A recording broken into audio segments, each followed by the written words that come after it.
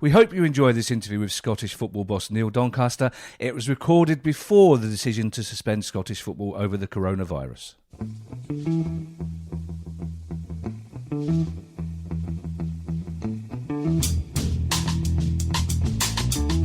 Hello and welcome to the Price of Football podcast with me, Kevin Day, and Kieran Maguire, Professor, Baron, Director, Guru, Leader of Financial Football, Liverpool University. Just all the words that the producer tells me to use over a series I'm throwing out together. Now, Kieran, we have been promising this for some time. We have indeed. We have, and we're men of a certain age, so it's taken time to deliver it.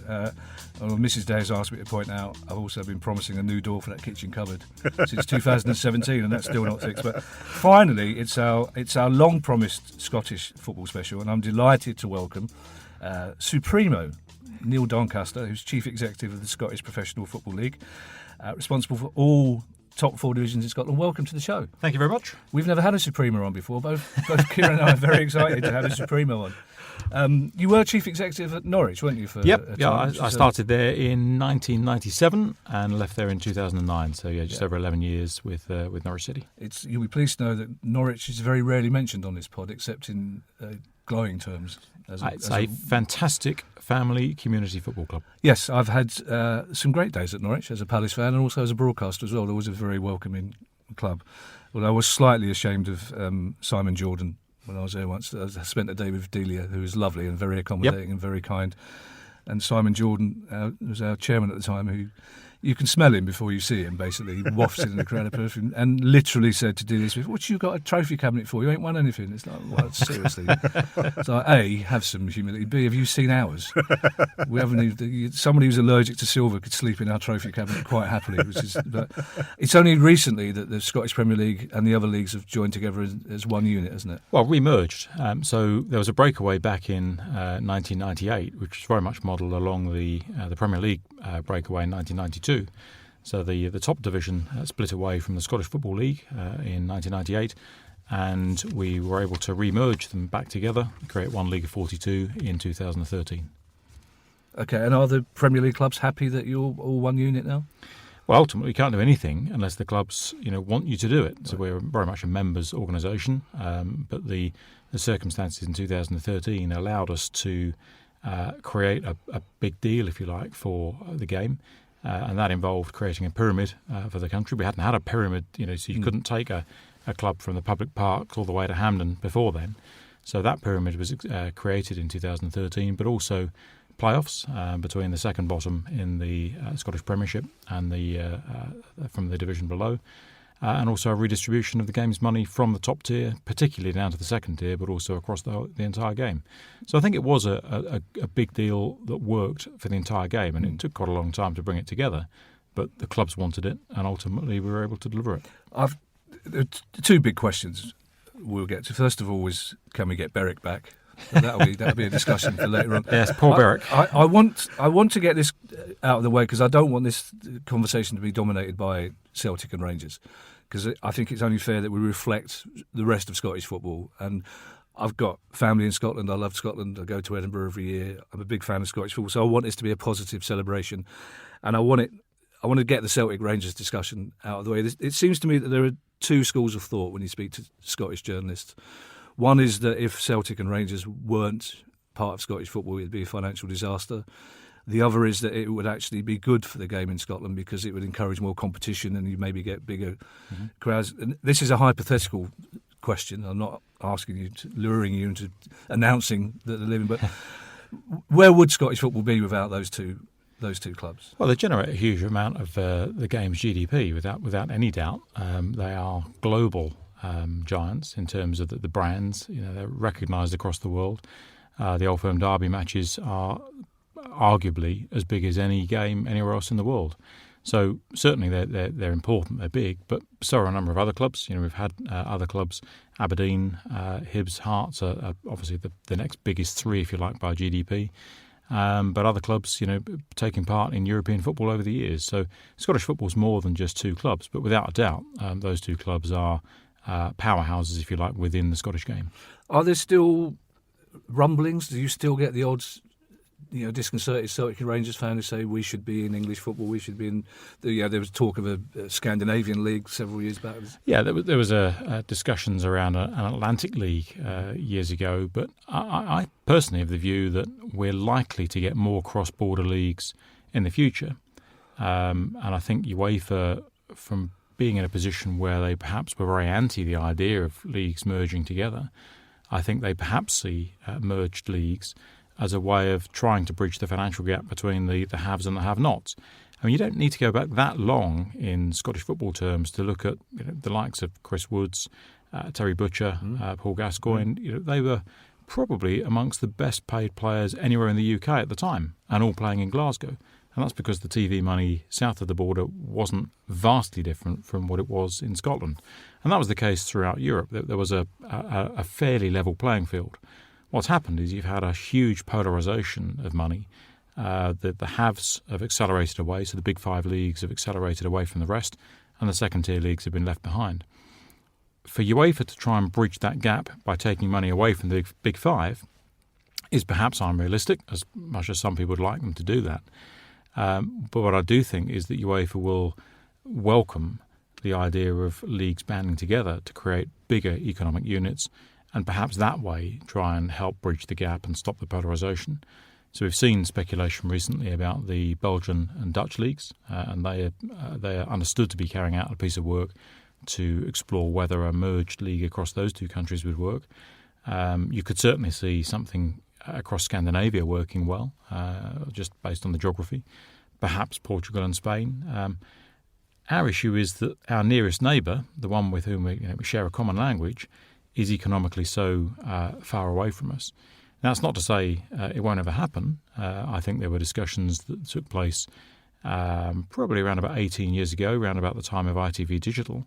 Now, those didn't come to anything, but there was a delegation that came up from the English Football League to Glasgow to talk about exactly that subject. So cross-border leagues, I think, are coming down the track. Ultimately, any party you need an invitation to, and it may be there'll be some sort of economic shock or political shock or technology shock that unsettles the environment and makes cross-border leagues more likely. But I do think that at some point in the future we will see cross-border leagues, and who knows where that might take us. Well, we'll be talking about Brexit later on, which is a very clever way of leading this. Kieran, it makes we've talked about regional leagues in England quite a lot on this pod, and it also makes sense, does it, as well? We talk about Berwick jokingly, but Berwick's in England, but in the Scottish leagues. For a club like Carlisle, for example, it would almost make more sense for them to be playing Scottish teams than English teams, wouldn't it? That's certainly one consideration. However, if you talk to fans and following the show where I think we discussed the issue of regional leagues, there was a big pushback that came from fan bases, because they said, actually, if I'm a Carlisle fan, going down to London could be quite a good experience. And also, if you are in Cambridge or if you are in Plymouth, everywhere is a far distance, so it doesn't actually make a lot of difference. And therefore, it could be, as far as Berwick fans are concerned, the historical rivalries that they've brought up with other clubs are probably more important than the opportunity to play against Carlisle or other areas. Yeah, certainly regional leagues make sense at a certain level, but I think it's very difficult to deliver them. There's certainly been a lot of resistance to the idea of regional leagues within Scottish football, particularly from certain clubs and certain fan bases, and also within England. Again, the English Football League did try to explore the idea of regional leagues at one point, and it just didn't get any traction. I think people like the idea and what they see as the relevance of being a national league. Well, you've got the Highland League as well in Scotland, which is very well supported. Is it simply a question of distance, why those clubs are not part of the pyramid? Well, the Highland League is part of the pyramid now. We've had teams from the Highland League who've come into the game over the years. I think there is far more of an appetite now within the Highland League to be part of the pyramid and try and put yourself on a national stage and see how far you can get. I think Edinburgh City have come in from the Lowland League, have done very well. And certainly you look at other teams that have come in from the old Highland League and have also done very well. So I think the pyramid as a concept is really important. It's absolutely essential that you have the ambition and you can see a way through of taking your club, all the way in the way that Wimbledon perhaps did, all the way from the parks through into the league pyramid. The problem is, at the moment, it's a difficult route back. So it's a single a playoff place for relegation from the bottom of the SPFL. So if you become bottom of the SPFL League 2, then you play off against the winner of a playoff between the Highland and the Lowland League. So quite difficult to get relegated, but if you are relegated, getting back is very, very difficult. Now, a big part of our pod need is questions from listeners, and as you can imagine, Scottish football fans are a quite passionate bunch. So we did some sifting. I think it's fair to say we did a bit of sifting through the questions. So this is a question from Laurie Spence, and it's a final word, if you like, on the big two, Celtic and Rangers. Laurie's question is, in a way, the league does perpetuate the Celtic and Rangers thing because nearly a quarter of the entire SPFL prize fund goes to those two, essentially, because they keep winning things. Yes, it's 23%. If you look at the percentages, so the winner would get 13.4%, second place gets 9.6%, but bottom place gets 4.75%. So if you look at the ratio between top of the Premiership to bottom of the Premiership, it's just under 3-1, and that's not wildly different from many of the other leagues in Europe. 3-1 is a fairly middle ground in terms of the ratio from top to bottom. So that there is a good amount of sharing. And the merger in 2013 created the facility to then share across the other leagues as well. So only about 80% of the entire income goes to the top divisions. The rest of the other 20% goes to the other three divisions. Now, even though the vast majority of the money generated comes from the TV rights from the Premiership. Well, let's talk about Scottish football as a whole. And I'll ask Kieran this question first and then get your perspective, if you like. Because, again, as with every football fan, you'll get them arguing black is white and white is black. So James Morrison, for example, has pointed out with the positive hat on that no club in Scotland has gone into administration since Hearts in 2013, and that was after a period of financial stress for a lot of Scottish clubs. But Eric Cleland worries about the number of clubs recently reporting fairly substantial losses, including clubs like Rangers, Ross County, both the Dundee clubs, Falkirk. And Kieran, which of those is a more accurate reflection on Scottish football, do you think? I think there's an element of both of those being the case. I monitor the accounts on an annual basis. Certainly what I've seen from the clubs which are reporting for 2019, a few more of them appear to be taking more risks and therefore losing money. I was quite surprised by Dundee when their results came out to have lost 1.8 million, things of that nature. My view is that the enticement of getting into the Premiership is a bit like what we're having in the Championship down here in England, and therefore owners are coming in and they're being willing to absorb those losses. Do you think that's a fair assessment? Yeah, I think the second tier across the world is a difficult place to be because there is the ambition that fans expect their clubs to show to try and get into the top tier.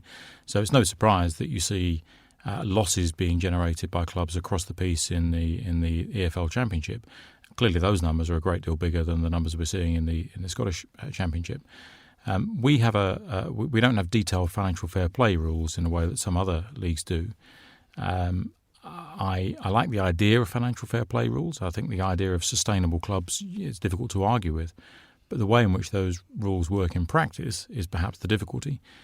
We have a fairly straightforward set of rules which were brought in post the last set of insolvencies of Rangers and Hearts, 2012, 2013. And those rules say that clubs have to pay their players on time and have to pay the taxman on time. And if you're doing that, then everything's okay. And what happens what's the sanctions if they don't? They have to report any default event within 2 days of it happening. If they report it, then they get an immediate embargo, so they're not able to spend any more money until the default event, as it's called, is rectified. But if they don't report it, then it's a pretty serious disciplinary issue. So there are quite swinging sanctions available to the league in the event that a club tries to hush it up. But also we've got in place rules whereby the revenue reports to us any default in terms of tax. So there's quite a strong incentive to pay your tax and pay your players on time. I'm actually fascinated by it.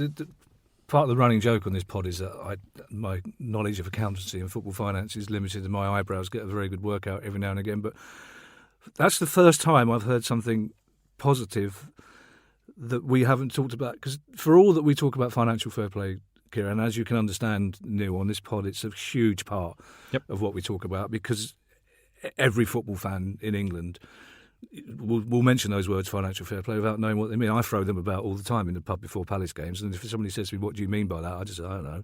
If only there was some kind of podcast that explained it.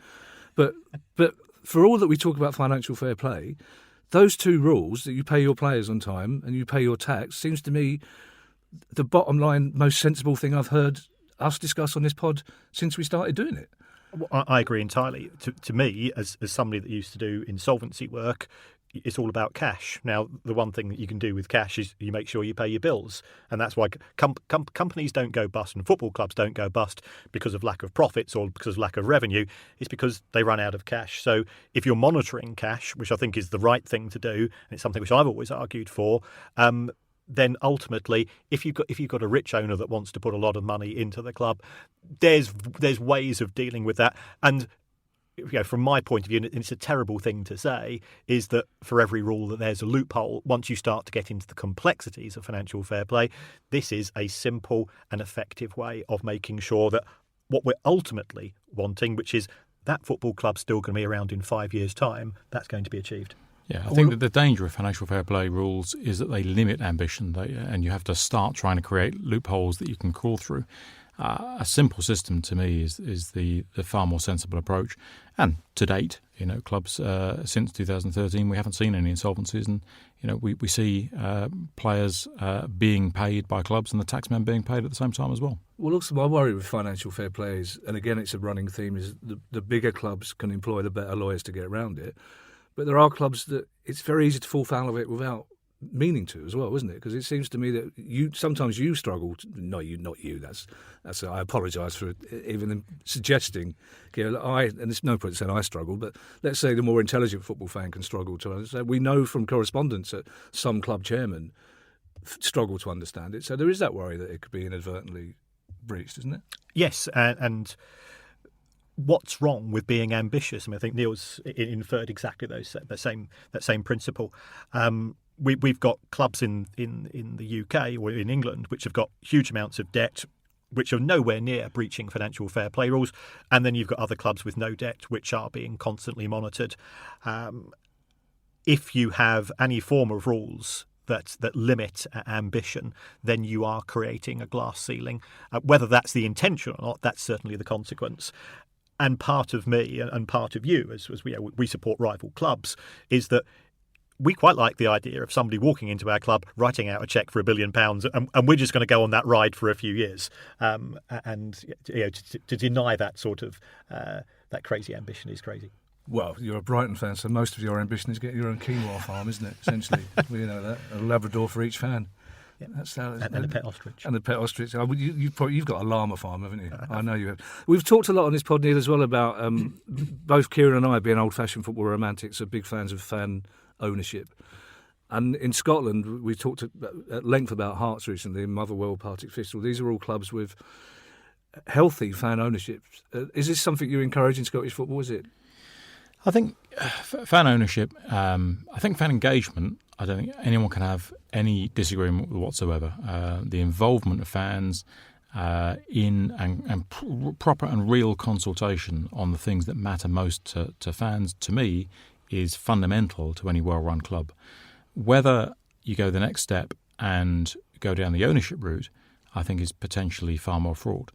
To me, the best model is a benevolent dictator, someone who has the wherewithal to be able to write the cheque if things get difficult, and you've got clarity of decision-making.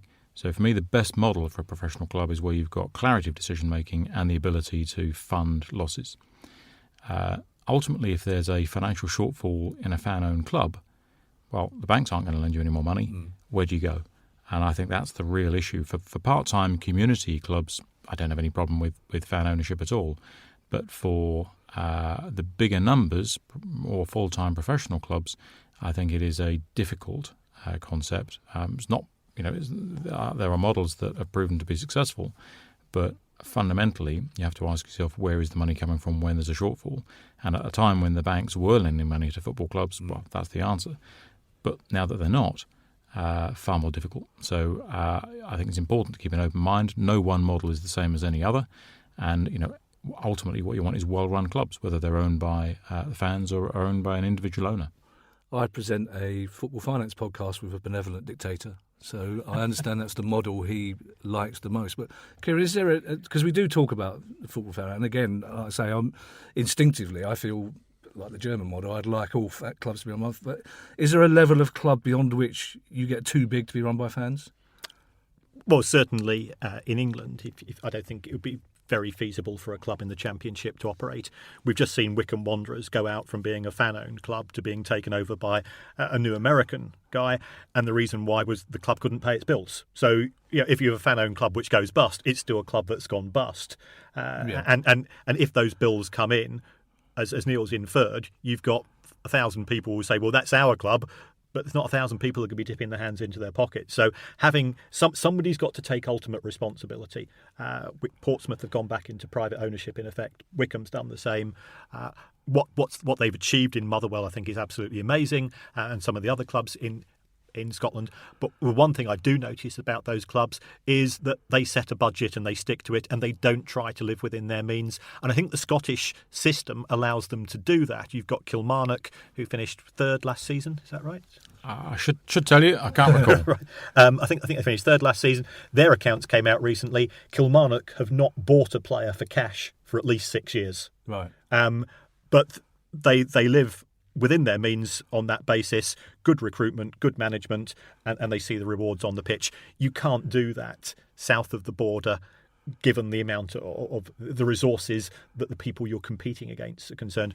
I think the Scottish, without being rude to the other Scottish clubs, they accept that they're probably not going to be challenging Rangers and Celtic on a season-by-season basis. So if we're playing in the Scottish Premiership, let's have a great time, and we'll set a sensible budget, we'll stick to it, and we'll try to break even. And that's worked. We know how much broadcasting rights are important to the finances of a football club. We talk about it all the time. I think it's fair to say, Neil, that your broadcasting deal created a lot of interest from Scottish football fans, I have to say. It's in the nature of football fans that they don't tend to tweet praise. I'm trying to find a nice way of saying it. They've been quite critical, essentially. Dominic Jack, for example, wonders whether Sky's offer was so much more financially significant than BT's, when he says the theory is that BT's coverage is better. Craig Birch talks about allowing Sky to hold the rights to all 42 clubs until the next day. Are you happy? You're not going to say no, you're not, but presumably the broadcasting deal is something that you're happy with in Scotland. Yeah, well, we went through a process in 2018, and that delivered an outcome which will mean that we have the rights exclusively with Sky Sports from this summer 2020. So I'd urge people to keep an open mind about what that looks like. Sky have said that they will be focusing very much on us and working with us to promote the Scottish game hand in hand, as a good partner should. So I think let's keep an open mind. I believe them when they say that. And I think we'll see the Scottish game, given the profile and the coverage that it deserves, next year by Sky Sports. Ultimately, we went through a process. It was an auction process, effectively. BT Sports and others had the ability to bid up and outbid Sky Sports, but Sky Sports won the rights. So we've had joint rights shared between BT Sport and Sky Sports, certainly since 2012. Before that, with Setanta, they ended in 2009. But 2009 was the last time that we had an exclusive partner. So for a whole generation of fans, they've seen the rights shared. So it's perhaps no surprise that the broadcasters haven't given it the love, perhaps, that they show other leagues. I am confident that we'll see a sea change in the approach from the summer onwards, with Sky Sports taking up the reins exclusively. And is part of that deal that other clubs in Scotland are shown on television as much as possible, rather than the focus on every Celtic and Rangers game being shown live on TV? One of the differences is that we currently have 60 games of the 228 shown live, and that'll go down to about somewhere between 45 and 48, I suspect, from next season. So it's very much the minority of games that are shown live on television. And the reason for that is quite deliberate. We're trying to promote the Scottish football as being about being there in the stadium. So if you want to watch a team, absolutely you can watch live on television on Sky Sports. But what we're trying to drive is the in-stadium experience. And it's no surprise that per head of the population, we've got more people coming to a game in Scotland than anywhere else in Europe. Really? Absolutely, yeah. It's about 1 in 48 of the population. The entire Scottish population will be at an SPFL game each weekend. Well, that's really interesting, Kieran, because instinctively, because I know Scottish football, instinctively you kind of, in your head, you're seeing small stadiums with not many people in them. So that's really outside the big... It's about 100,000 people each weekend will be at an SPFL game. That's really interesting. And sort of on the back of that, we've got the 4 divisions in Scottish football. You've got 42 clubs for a country with a relatively small population.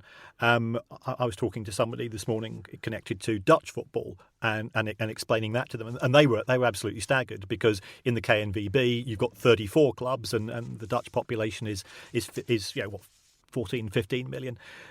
Is it feasible for that to continue for the foreseeable future, as you're concerned, or the clubs seem perfectly happy? I look at the numbers of the accounts, and the thing that always impresses me is that those clubs in the local divisions, they cut their cloth accordingly, and they seem to be quite happy with the present situation. It's more about the amount of full-time professional clubs that you've got. So you've got roughly 18 to 20 full-time professional clubs in Scotland, and the rest are part-time. So I don't think we're out of kilter with the rest of Europe. I mean, ultimately there's thousands of clubs. We have a pyramid now, so what we're really talking about, I think, in terms of how many clubs can a country support, is really professional clubs, full-time professional clubs. So, in your bid to get more people in to watch games in Scotland, would you existentially prefer that English football wasn't shown on Scottish TV?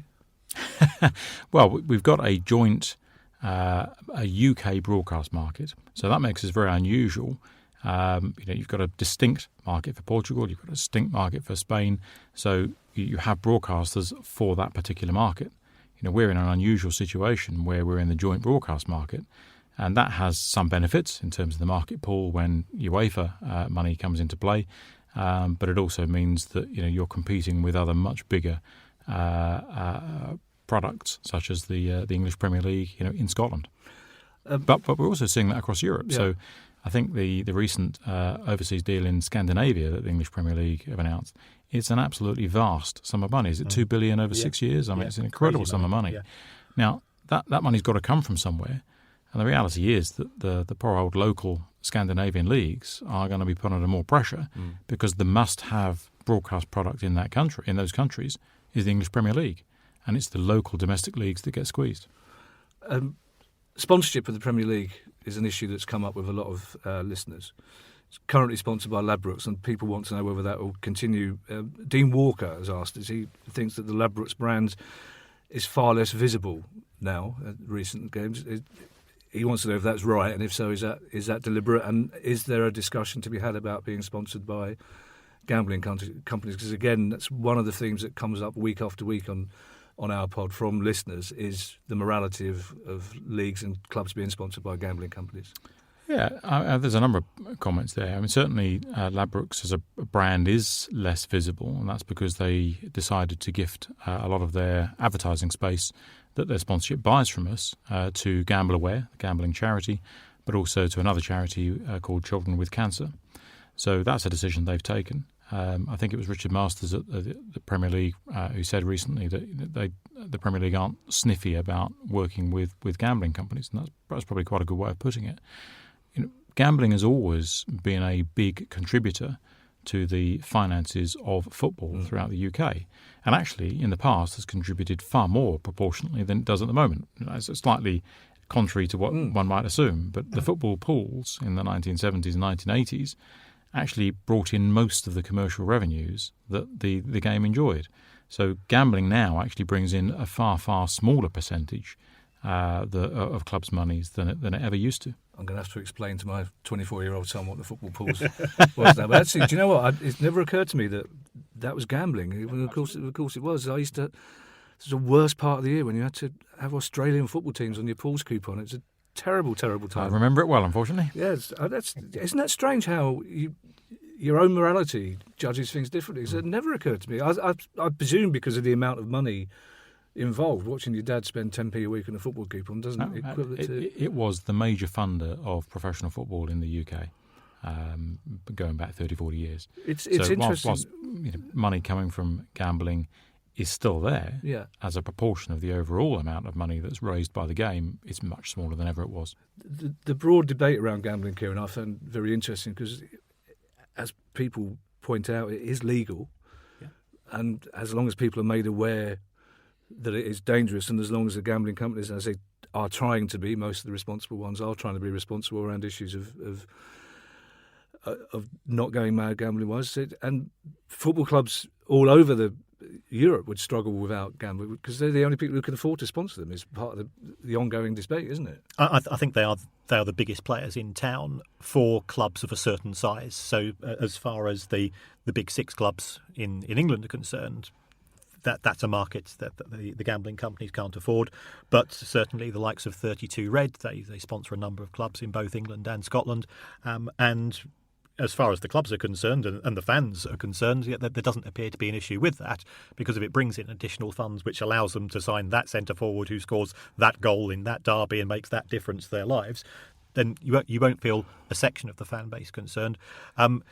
Ultimately, I think provided it is legal, then football clubs are entitled to do whatever they choose. This is a much bigger issue than that. We've seen what's happened with the tobacco industry historically, and that was a decision which was made centrally.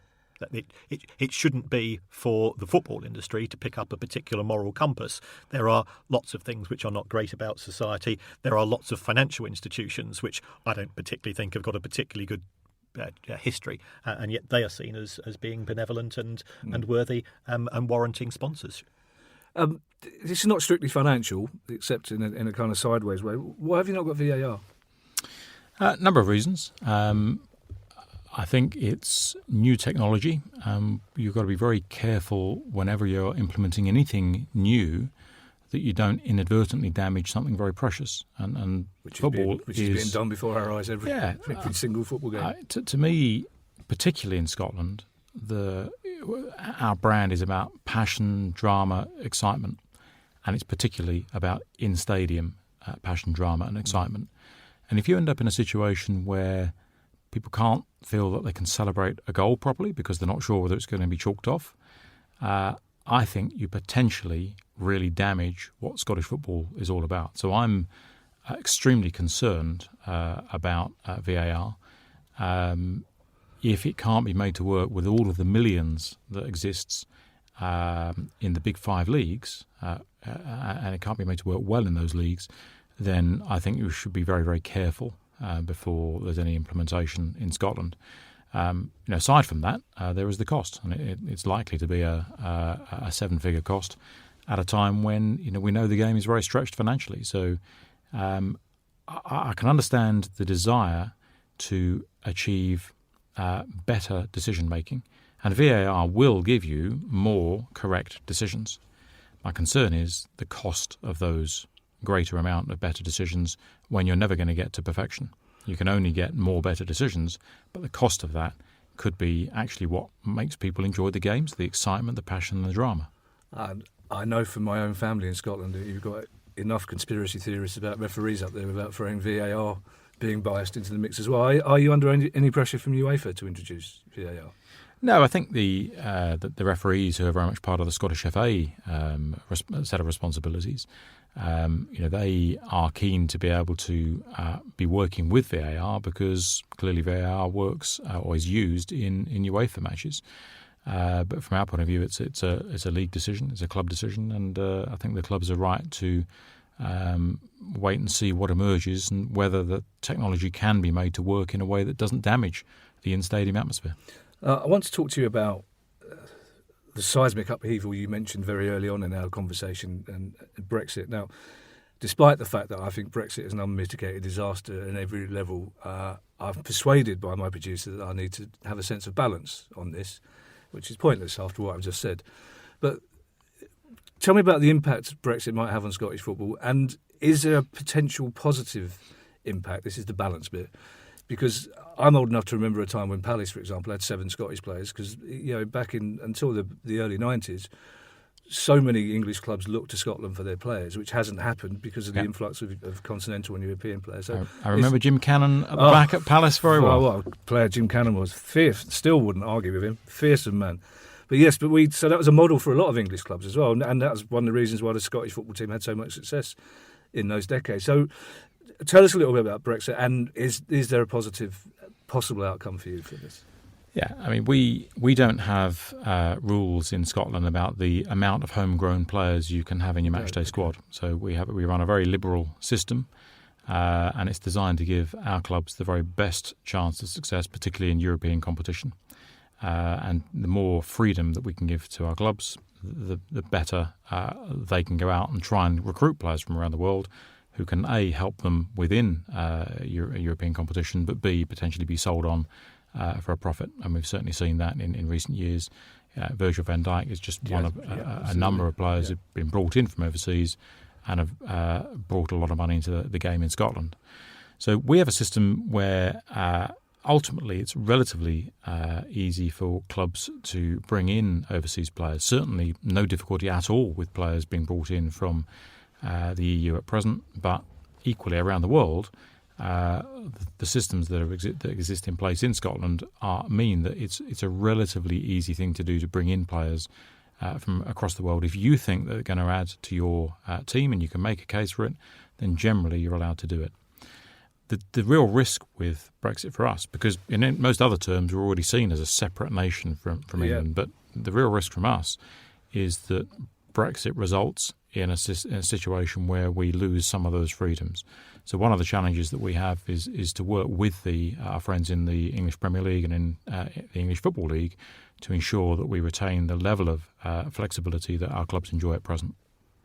But there is, because we talked on this pod, Kieran, about Notts County, like smaller clubs in England who have 3 or 4 European players who won't be internationals, probably won't get the mythical 70 points. Presumably that's a similar case for a lot of Scottish clubs, that they will have 3 or 4 European players who may potentially be required to... Yeah, that's the challenge. I mean, we have a panel system in place at the moment in Scotland, which means that if clubs want to make a case, if a player doesn't qualify because of the amount of international games he may have played, he might be a young player just breaking into the international team, if they want you to come and make a case, then they can usually make a successful case and get that player brought in. And ultimately, it's for the benefit of the game in Scotland overall. Will that decision be taken out of your hands if we move to a points-based system and it's effectively determined centrally? I hope not. Right. I hope not. And part of my work is to try and create the most flexible system that we can, because if we lose that flexibility, then be in no doubt it will be severely damaging to the game in Scotland. Now, I know we have time constraints because I know you have to be somewhere else, and it's very kind of you to be here. And also our producer hasn't spent any of his £1 million in the last half hour, so he's getting itchy. Hasn't invested in something for quite a while. So you've seen Kieran during this podcast. You've seen how placid he is. How there's a certain element of Mount Rushmore about the face. Doesn't tend to get emotional or excited. You mentioned the third UEFA competition for Kieran. Yeah. He gets very animated. He's a Guinness, I think you will find. What's the impact going to be on this third UEFA Cup? Is it good for you because it means more Scottish clubs will be involved in the European tournament, or is it bad because it means that, as here, things like the League Cup may have to make way for extra games? I can understand the concerns, absolutely. The League Cup in England, just as it is in the Betfred Cup in Scotland, is very precious and an important part of the footballing landscape. So I am absolutely understanding of the concerns that might exist about the future of the League Cup. To me, however, the third European competition is not of itself a threat to the League Cup. I think the expansion of dates that UEFA appear to be proposing, that's where the threat occurs. But of itself, certainly the third competition in European competition, if you get past the name, the Europa Conference League, then it absolutely will help Scottish teams. I mean, currently after the round of 32 results in the Europa League, we're 14th in the UEFA rankings. Now, if if Scotland remains in 14th or 15th position, then that will mean a fifth team for us in Europe. 2 teams in the Champions League one in the Europa League and 2 in the Europa Conference League. So that is, and that's all down to the success of our teams in Europe over the last couple of years. So, Celtic and Rangers, particularly, Rangers still in Europe, having beaten Braga last week. That's a huge result. So it's catapulted us from 26th into 14th position. If you can keep hold of 14th or 15th place at the end of the season, then from the start of season 21-22, that's a 5th European place, but as importantly, a 2nd Champions League place. 2 more questions, one based on nostalgia and one very, very topical. Do you miss the home internationals? Would you bring them back? As I do. I do. No, I do. I think. I've been lucky enough to be at England-Scotland games in recent years, and they're fantastic occasions. Whether they're played at Hampden Park or Wembley, always tremendous occasions. And I think the game would be much the richer if we brought them back. But we've talked already about fixture congestion, the problems created by extra European dates. And the Nations League was effectively a method of doing away with friendlies and trying to make everything competitive. So whether we can see the return to home internationals anytime soon, I'm not so sure, but it's a shame. Well, Kieran would tell us, so if there was a financial recompense out of it, they would do it. If someone's willing to sponsor it and pay the FAs enough money, they would come back, wouldn't it? But we're talking about player fatigue, and you've only got to speak to some of the managers. They're already concerned. My reservations in respect of the changes proposed by UEFA is that where's this extra 6 fixtures going to come from in terms of the Champions League? You've got FIFA wanting to expand the World Club competition.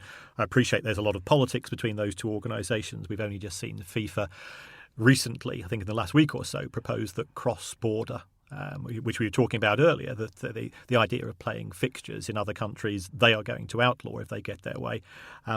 I just don't see how you can squeeze more out of the players. No, I agree, and that's why trying to protect we have a winter break, 2 weekends, 3 weeks.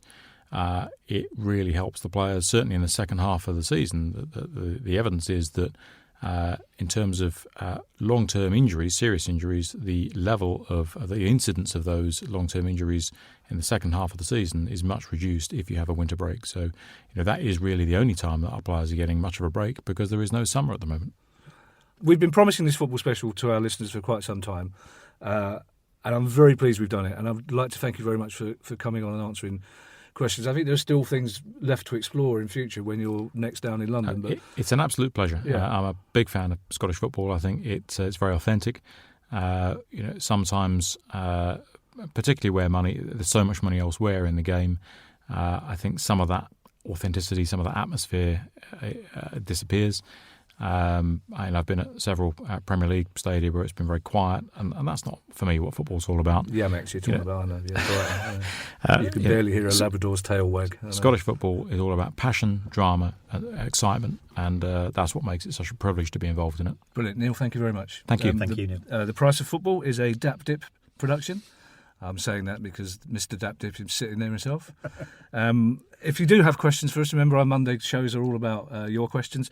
Send them into the questions@priceoffootball.com and put your reviews where you put your 5-star reviews, which does algorithms. We haven't said algorithms for a while, have we? We've not. So, but thank you very much again, Neil, and safe journey home. Thank you. The Price of Football.